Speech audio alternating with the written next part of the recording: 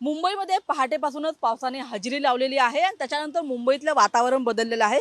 सध्या मी मुंबईच्या सायन या परिसरामध्ये आहे आणि आपण पाहत आहोत की रस्ते वाहतूक सुरळीत चालू आहे, मात्र पावसाचा अंदाज एकूणच जो वर्तवलेला आहे। त्याच्यानंतर आज दिवसभर मुसळधार पाऊस पडेल अशा पद्धतीची शक्यता खरं वर्तवलेली आहे आणि आपण पाहत आहोत की आकाशामध्ये खरं काळ्या ढगांची गर्दी झालेली आहे। आपण म्हणतो काळे कुट्ट असे ढग आपल्याला मुंबईमध्ये पाहायला मिळत आहेत आणि त्याच्यामुळे मुसळधार पाऊस आज दिवसभर पडेल असा सुद्धा अंदाज वर्तवला जात आहे। मुंबईमध्ये आपण पाहतो की आता हळूहळू ट्रॅफिक जाम व्हायला सुरुवात झालेली आहे।